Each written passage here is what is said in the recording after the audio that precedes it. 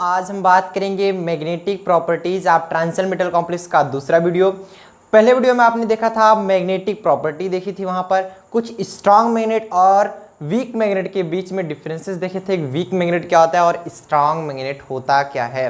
Weak magnet एक ऐसा magnet होता है जो कि हमारा आर्टिफिशियल नहीं होता है, मतलब वो एक नेचुरल मैग्नेट होता है जो कि एक ब्लैक स्टोन के रूप में पाया जाता है। मैग्नेटाइट से हमारा मैग्नेट उत्पन्न हुआ था। और जो आर्टिफिशियल मैग्नेट है जो कि हम लोग यूज करते हैं, ये एक प्रकार का स्ट्रांग मैग्नेट होता है, मैग्नेटिक पार्टिकल को अट्रैक्ट कर सकता है। तो उसके बारे में हमने वहां पर देखा था। आज हम चर्चा करने वाले हैं, सम इंपॉर्टेंट डिफिनीशन लाए हैं, साथ साथ आपको पैरामैग्नेटिक डायमैग्नेटिक सब्सटेंस के बारे में भी बताएंगे। होता क्या है, पैरामैग्नेटिक सब्सटेंस किसे बोलते हैं, डायमैग्नेटिक सब्सटेंस किसे बोलते हैं, वगैरह वगैरह जानेंगे सब कुछ। चलिए शुरू करते हैं। पहले हेडिंग डालेंगे some important definitions.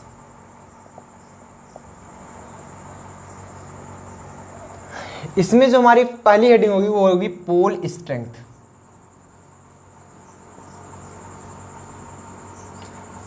Pole strength क्या होता है, ये चीज हम जानेंगे। पोल स्ट्रेंथ को हम लोग रिप्रेजेंट करते हैं एम से।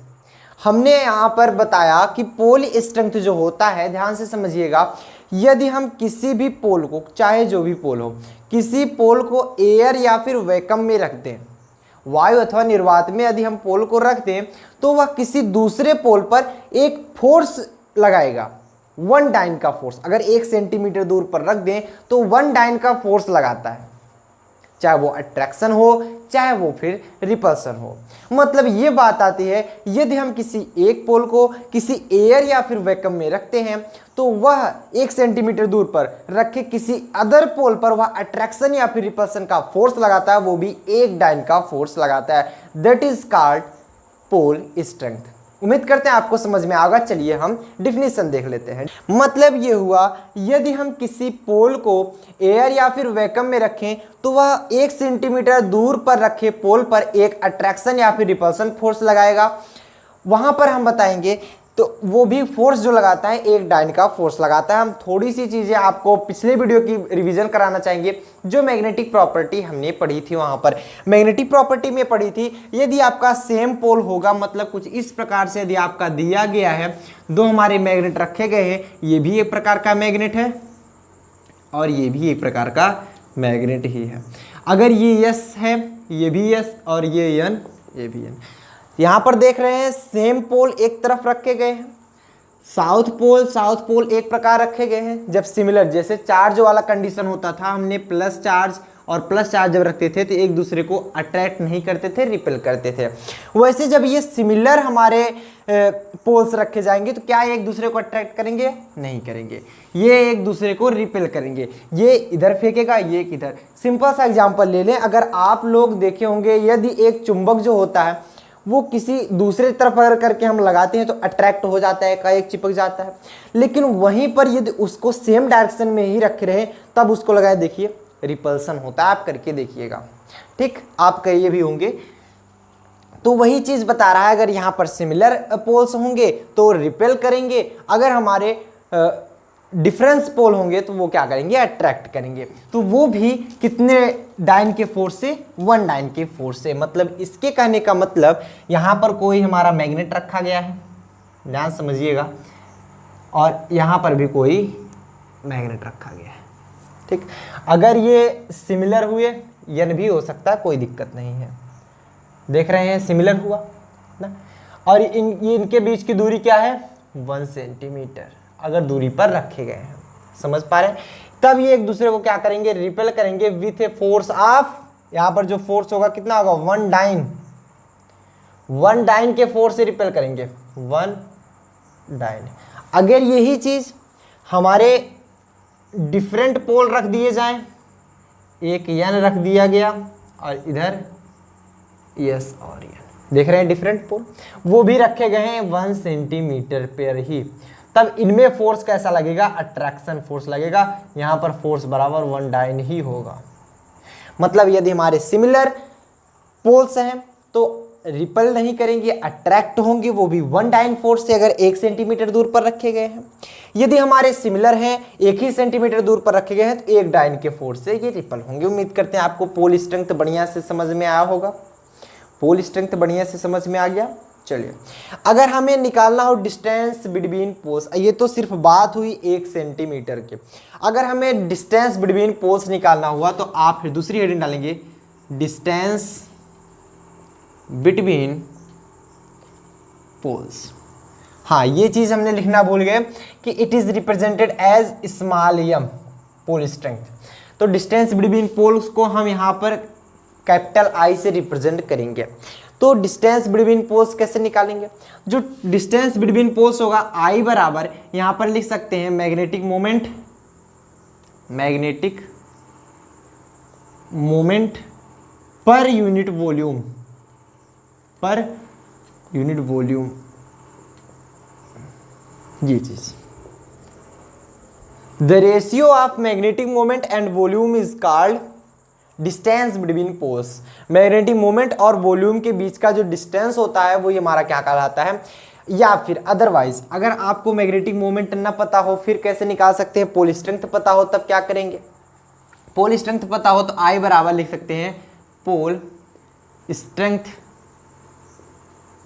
Divide by area, pole strength divide by area. या फिर इसी को हम रिप्रेजेंट करना चाहें, आई बराबर पोल स्ट्रेंथ को लिखते हैं small M upon capital A. समझ पाए? The ratio of pole strength and area is called distance between poles. समझ पाए? यहां तक किसी को कोई दिक्कत तो नहीं हुई?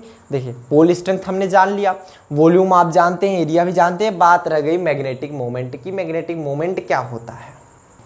लिखें, मैग्नेटिक मोमेंट।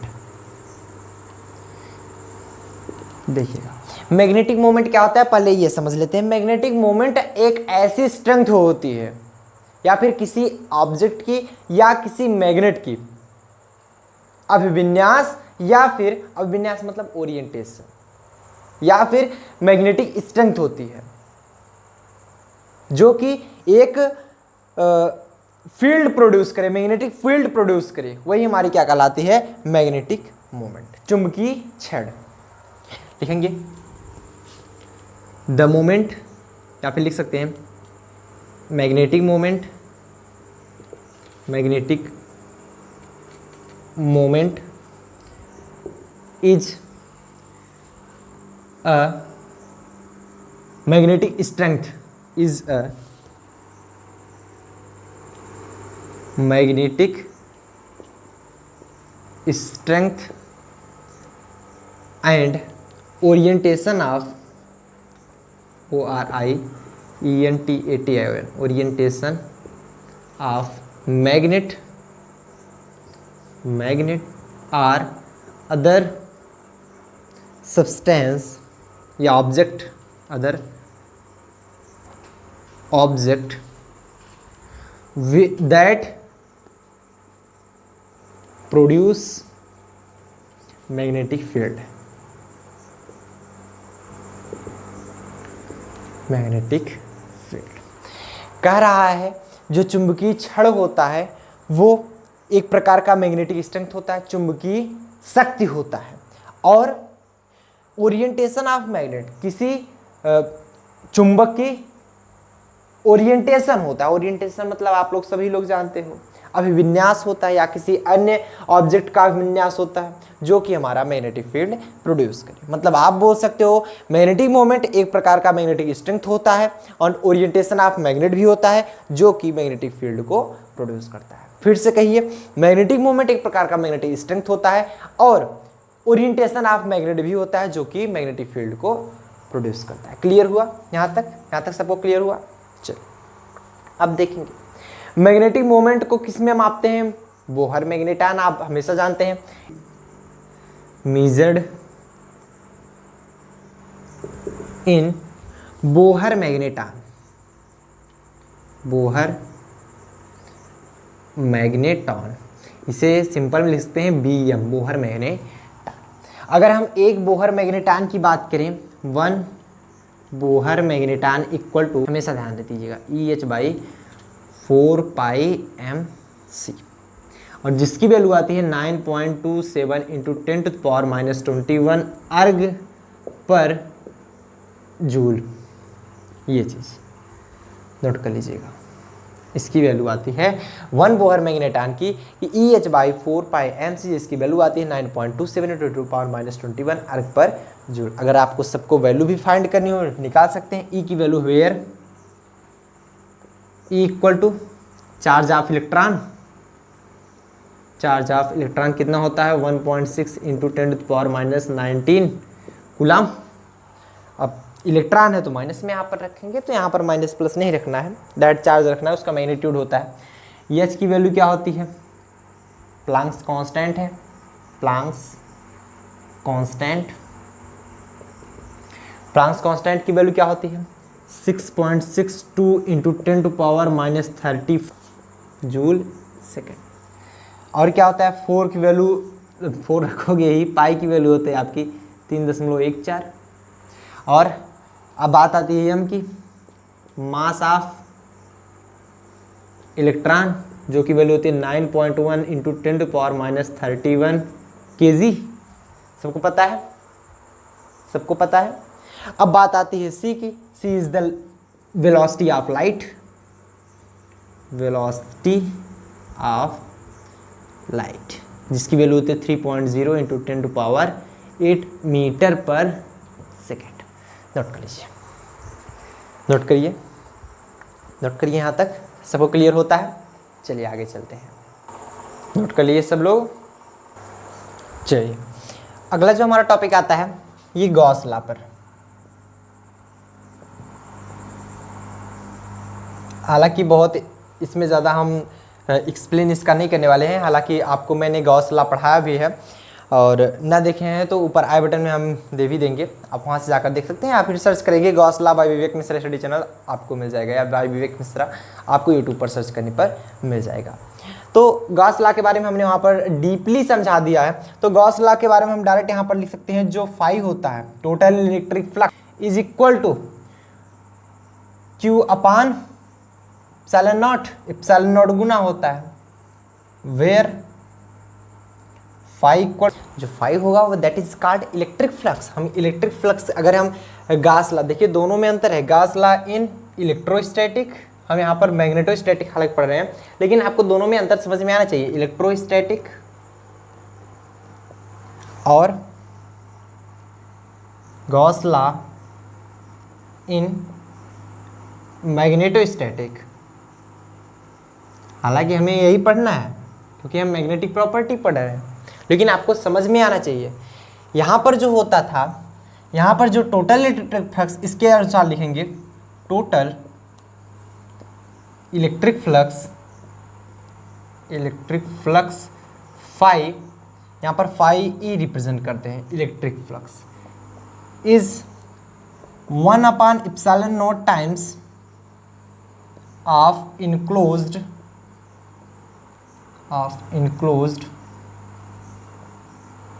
चार्ज क्यू, चाहे स्मॉल क्यू लें चाहे कैपिटल क्यू ले लें, जो भी आप ले सकते हैं। यहाँ पर ले सकते हैं, ये इनक्लोज्ड चार्ज है किसी सरफेस द्वारा, बाई अ सरफेस, किसी एक सरफेस द्वारा कितना चार्ज इनक्लोज हो रहा है, कितना चार्ज घेरा जा रहा है, वो चार्ज का 1 अपान एप्सिलॉन नॉट टाइम्स होता है क्या, इलेक्ट्रिक फ्लक्स। बट यहाँ पर क्या होता था, गॉस लॉ इन मैग्नेटोस्टैटिक, यहाँ पर बोलते हैं टोटल जो मैग्नेटिक फ्लक्स होता है, जो टोटल मैग्नेटिक फ्लक्स होता है, ध्यान से समझिएगा तभी समझ में आएगा आपको। इसके अनुसार बता, total magnetic flux through a closed surface, total magnetic flux through A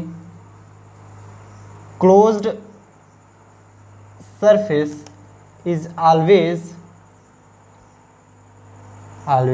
zero. मतलब यहाँ पर कहा जा रहा है जो मैग्नेटिक फ्लक्स है किसी क्लोज सरफेस के थ्रू इज ऑलवेज जीरो, वो हमेशा जीरो होता है। मतलब इसके अनुसार अगर हम फाई भी लिखें मैग्नेटिक फ्लक्स, तो ये होता है integration of B dot D S. D S लिखो, डी एस यहाँ पर हम एरिया लिए हैं थ्रू ए क्लोज सरफेस, उस सरफेस का एरिया डी एस लिए। आप डी ए भी ले सकते हो, कहीं कहीं डी ए लिया जाता है। ये होता है हमारा इक्वल टू जीरो। यहाँ पर बी क्या है, वेयर, ये तो आप जाने ना, फाई बी क्या है, मैग्नेटिक फ्लक्स है।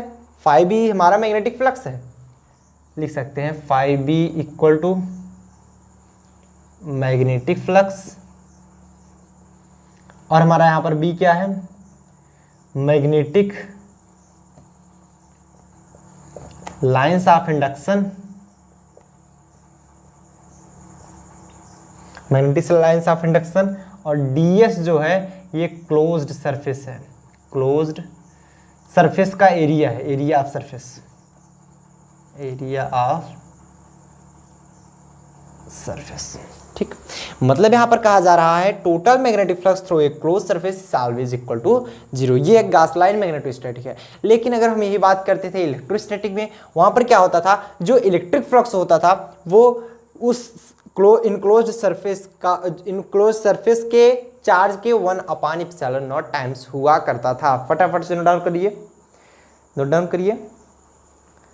अगली जो बात आती है हमारी, मैग्नेटिक इंडक्शन क्या होता है। यहाँ पर तो ये समझ में आ गया कि मैग्नेटिक इंडक्शन इनटू डीएस यहाँ पर बोल सकते हैं, तो बट बी क्या होता है,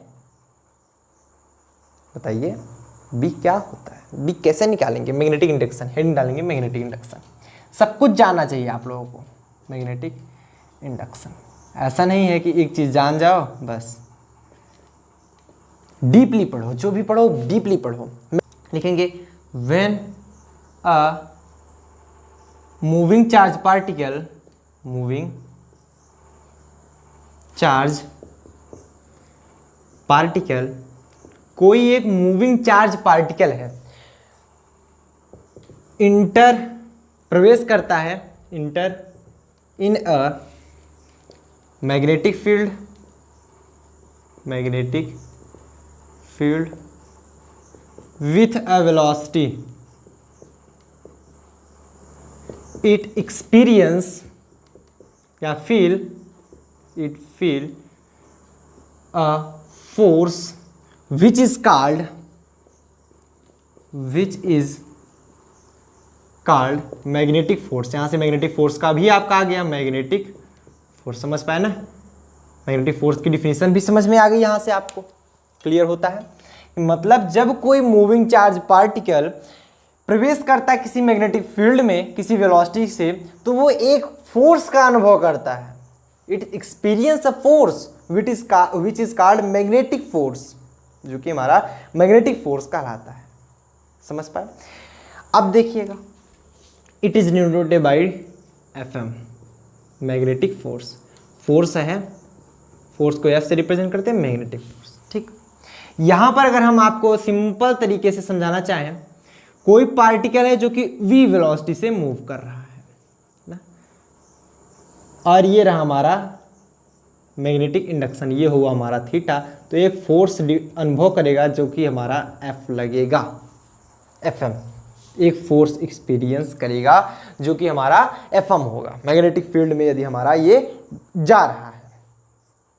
क्लियर होता है, क्लियर होता है सबको, सबको क्लियर होता है।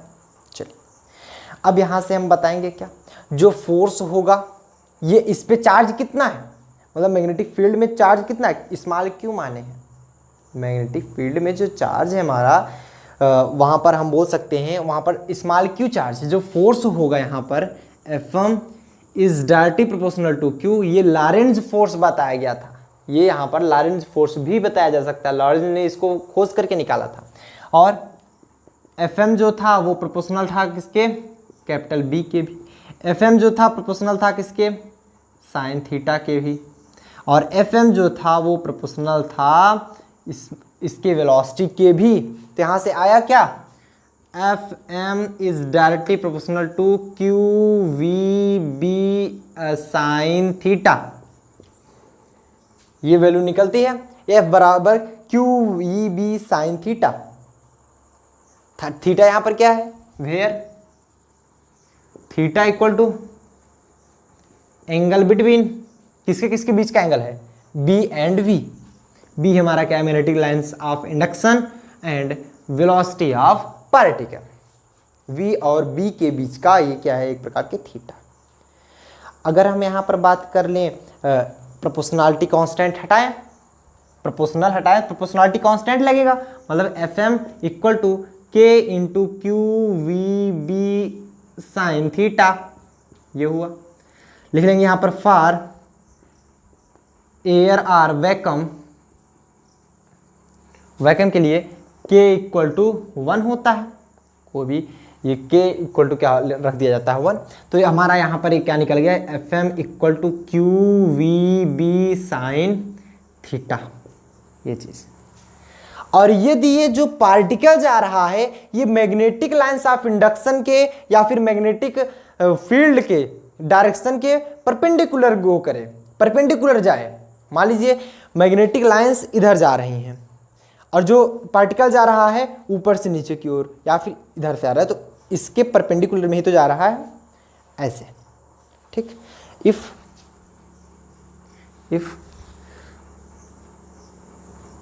पार्टिकल या डायरेक्ट लिख लो, if theta equal to 90 degree, theta equal to 90 degree, मतलब इससे ये समझ में आता है यहाँ पर जो थीटा हो जाता है वो 90 डिग्री होता है। ये मैग्नेटिक लाइंस ऑफ इंडक्शन या फिर आप बोल सकते हो मैग्नेटिक फील्ड के डायरेक्शन के परपेंडिकुलर यदि मूव करता है ये, तब क्या हो जाएगा, यहाँ पर साइन 90 वैल्यू 1 होती है। F M equal to Q V B, ये निकला। बट हमको ये तो निकालना था, तो आ गया हमारा मैग्नेटिक फोर्स, हमें चाहिए था ये बी चाहिए था, तो यहां से लिख सकते हो B equal to F M upon Q V, F M upon Q V, ये निकल गया।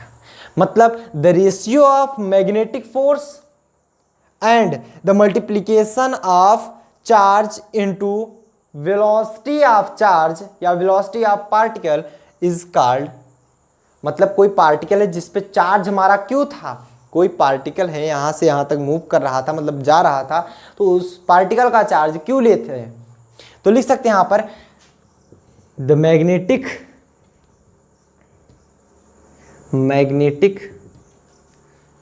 Lines of induction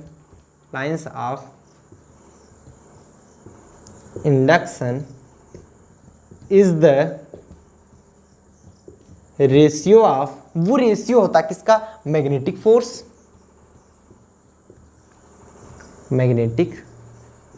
F M and the multiplication of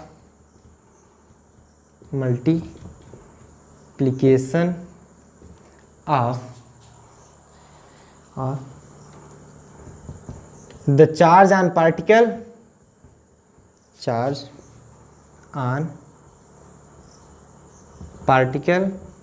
and its velocity. लिख सकते हैं ही नहीं लिख सकते, आपको बस होना क्या चाहिए, फार्मूला पता होना चाहिए।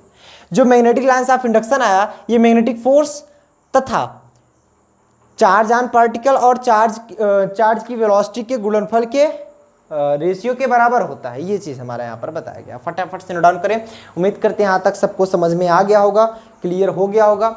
नोट करें फटाफट से, क्लियर है। डालेंगे मैग्नेटिक परमीबिलिटी, बहुत इंपॉर्टेंट है। अगर ये सब चीज़ आप नहीं समझ पाए आगे आपको नहीं समझ में आएगा, इसलिए मैं शुरुआत से बता रहा हूँ, सबको समझिए। मैग्नेटिक परमीबिलिटी,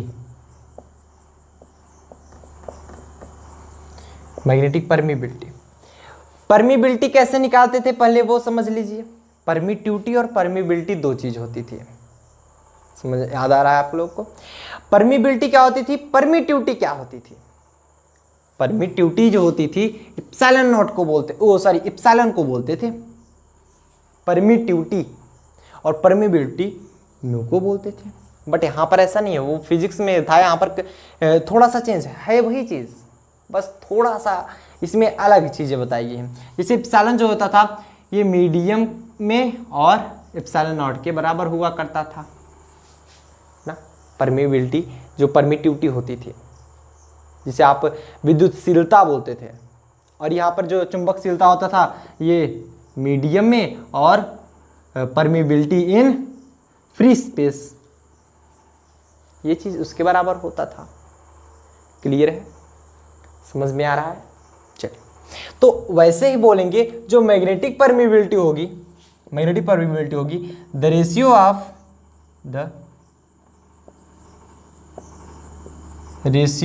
ऑफ किसका किसका ratio, permeability in free medium, ratio of, या यहाँ पर परमिबिलिटी नहीं बोलेंगे, यहाँ पर जो होता था ये मैग्नेटिक परमिबिलिटी हम बात करें, मैग्नेटिक परमिबिलिटी होता है magnetic lines of force in medium, magnetic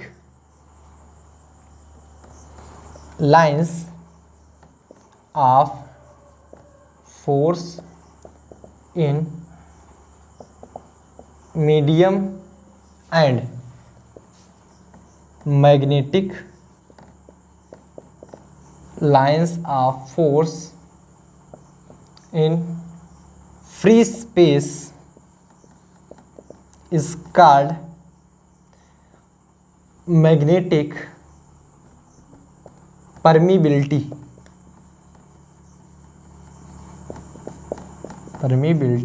it is denoted by capital P। या फिर ये भी कम समझ में आओ, कम तो आएगा नहीं यार, क्या है, magnetic lines of force in medium और magnetic lines of force in free space, उसके रेशियो को क्या बोलते हैं, मैग्नेटिक परमिबिलिटी, इसे P से डिनोट करते हैं। या फिर आप बोल सकते हो P equal to B upon H, B क्या है मैग्नेटिक इंडक्शन, एच क्या है magnetic field strength, the ratio of, ऐसा भी बोल सकते हो ना, दो डिफिनेशन है, द रेशियो ऑफ क्या होता है, बी, बी क्या बोलते हैं, magnetic induction, magnetic induction and H क्या बोलते हैं, magnetic field strength, is called क्या होता है हमारा, मैग्नेटिक परमिबिलिटी। सिंपल सी बात है, magnetic permeability P। Ratio of magnetic induction को हम लिखते हैं B से, एंड मैग्नेटिक फील्ड स्ट्रेंथ को लिखते हैं H से, मतलब P इक्वल टू आया B अपान H। समझ में आ गया होगा आपको, P equal to B upon H, समझ में आया, क्लियर हुआ। यहाँ पर B क्या है, मैग्नेटिक इंडक्शन, मैग्नेटिक इंडक्शन और मैग्नेटिक फील्ड स्ट्रेंथ की जो रेशियो होता है उसी को क्या बोलते हैं हम, मैग्नेटिक परमिबिलिटी। अब जो अगला टॉपिक आता है हमारा वो आता है मैग्नेटिक ससेप्टिबिलिटी,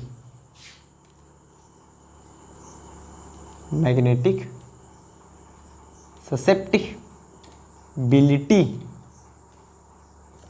मैग्नेटिक ससेप्टिबिलिटी क्या होता है, इसे जाई से रिप्रेजेंट करते हैं, ध्यान समझना, जाई से, इसे बोलते हैं जाई, मैग्नेटिक ससेप्टिबिलिटी। ससेप्टिबिलिटी की मैग्नेटिक क्या होता है, द रेसिप्रोकल ऑफ, लिख लेंगे, बहुत सिंपल सा डिफिनीशन है, द रेसिप्रोकल ऑफ किसका reciprocal, magnetic field strength,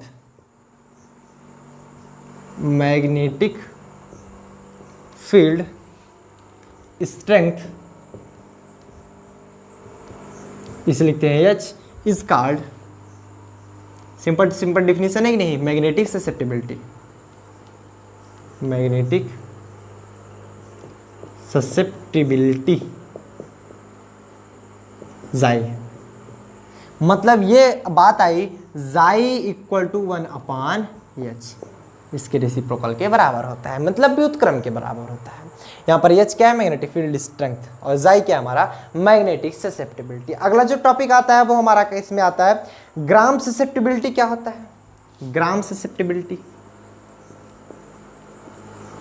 susceptibility, ये सब इंपॉर्टेंट होते हैं, आ सकते हैं आपके पेपर में, कोई सा भी एक जरूर, दो जरूर आते हैं।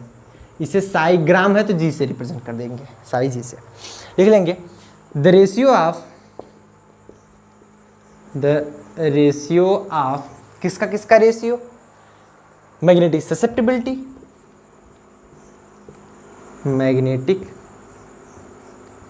susceptibility and density is called, density को हम स्मॉल डी से रिप्रेजेंट करते हैं, मैग्नेटिक ससेप्टिबिलिटी को हम जाई से रिप्रेजेंट करते हैं।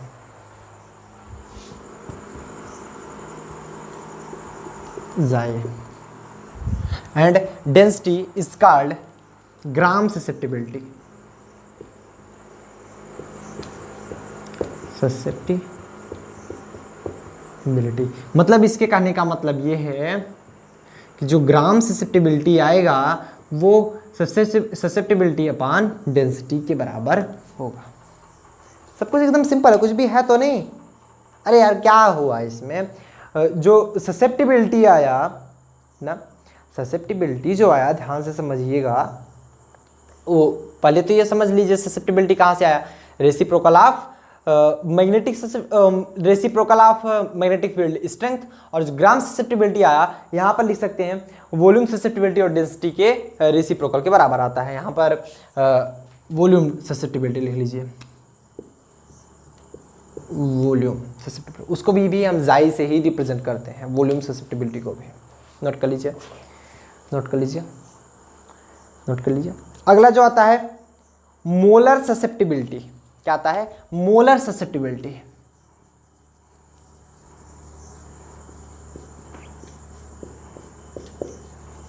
ससेप्टिबिलिटी मतलब जाई, मोलर मतलब एम।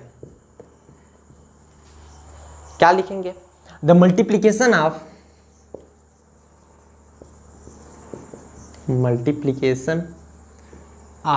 किसका किसका multiplication, gram susceptibility and molar, gram susceptibility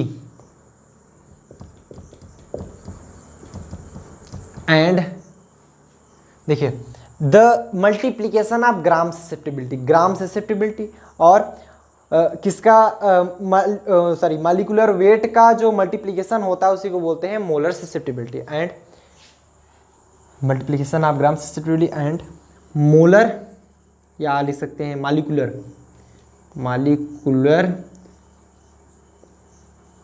wait is called molar susceptibility, molar susceptibility. समझ में आया, मोलर ससेप्टिबिलिटी को किससे रिप्रेजेंट करते हैं, जाई एम।